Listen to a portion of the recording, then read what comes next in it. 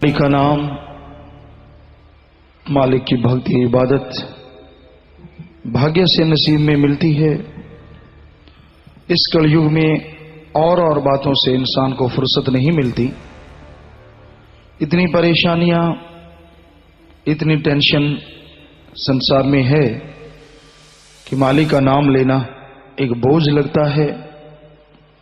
मालिक का नाम लेना फजूल की बातें लगता है। इंसान का मन बड़ा जालिम है। इंसान को बड़े बड़े सब्ज बाग दिखाता है, मनमते चलाता है। बड़े बड़े गुरुमुखों को हमने मनमते चलते देखा है, देख रहे हैं।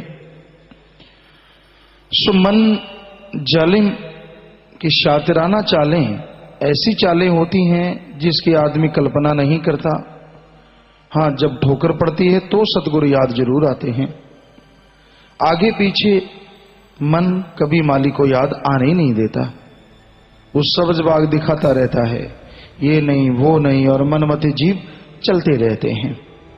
ऐसे जीवों को देखा जो पीर फकीर की बात के बिना कभी कदम नहीं उठाते, पीर फकीर की बात के बिना कभी कोई चर्चा नहीं करते।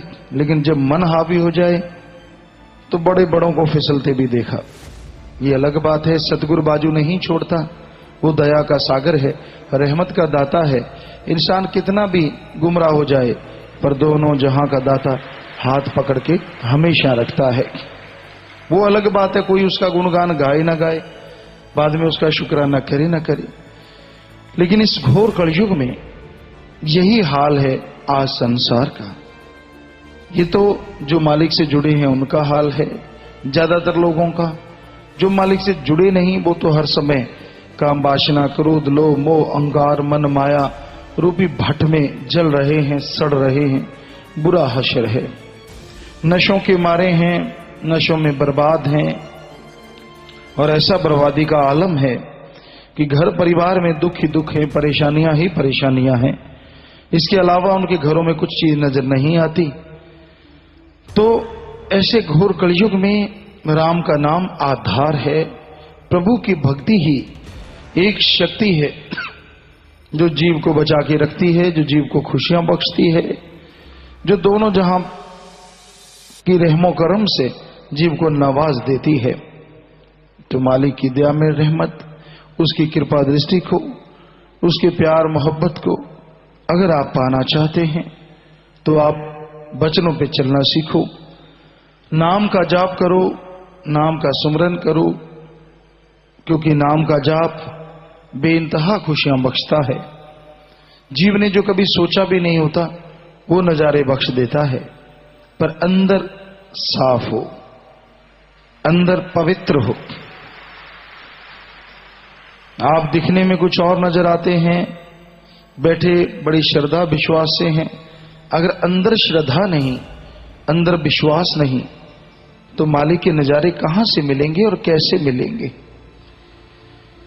अपने वहां सत्संग तो नहीं होता था, नाम का ही प्रोग्राम होता था। यहां गए थे वेस्ट बंगाल साइड में, तो नाम देने लगते और कई जगह ऐसा हुआ नाम लेते ही लोग सुन समाधि में गए और नूरी स्वरूप के दर्शन होने शुरू हो गए।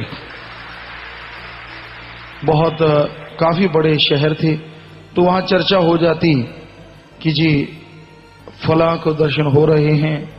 तो बहुत उस वजह से ही कितने लोग और नाम लेने के लिए शोर मचाने लग जाते कि अगर इसको हो सकता तो हमें क्यों नहीं।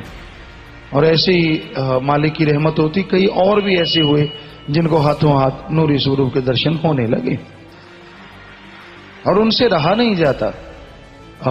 यहां हम रुके हुए थे, वहां भी उन्होंने नाम लिया, सिमरन किया, और वो तो अगले दिन ही शोर मचाने लगे आके। रात गुरु जी आया, रात बाबा आया, तो नूरी स्वरूप का ऐसा उसमें बड़ा प्रकाश। वो अपने वाले हाथ जोड़ के कहेंगे बताओ मत, फिर नहीं आएगा। तो उनको बेचारों को पता नहीं इन चीजों का। हालांकि 3-4 लोग वो अलग अलग जगह पे रहने वाले, तो कोई जानबूझ के नहीं करता। जानबूझ के तो मन शरारते करता है। जिसको नजारे मिलते हैं ना उससे रुका नहीं जाता। तो ऐसा वहां देखा बहुत सारे लोग, ये तो आपको 3-4 उदाहरण बताते हैं। बहुत सारे लोग जो नाम लेते ही नशा छोड़ गए। वहां नशा बहुत ज्यादा था, शराब लोग बहुत पीते थे, बल्कि उनमें श्रद्धा भी बड़ी जबरदस्त थी शराबियों के अंदर।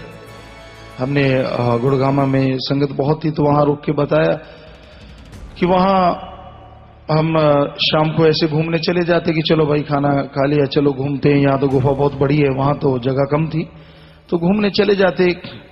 और कई बार ऐसा होता शराबी वहां घूमते घूमते उनको पता सारे चल गया था, वहां सारे कहते कि जाम वाला बाबा है, जाम वाला गुरु है। तो आप तो ये सोचते हैं कि हम जाम पिलाते हैं इसलिए उन्होंने कहा, नहीं इसलिए नहीं कहा। वो अपने सत्संगियों ने पूछा क्योंकि वहां तो जाम पिलाया ही नहीं। वो कहने लगे आपको कैसे पता कि जाम वाला बाबा है? वो कहते जिधर जाता है जाम लग जाता है, इसलिए जाम वाला बाबा है। तो वहां ऐसा ही था, बिल्कुल नई जगह थी, फर्स्ट टाइम या सेकंड टाइम वहां गए थे, क्योंकि पहले तो 2-4 दिन ही, इस बार ज्यादा। तो वाकई जिधर जाते थे बेपरवाह जी का रहमत वचन थे परमपिता जी के, हैं और हमेशा रहेंगे। दुनिया के लोग मनमते चलते चलते भूल जाते हैं, वो एक अलग चीज है।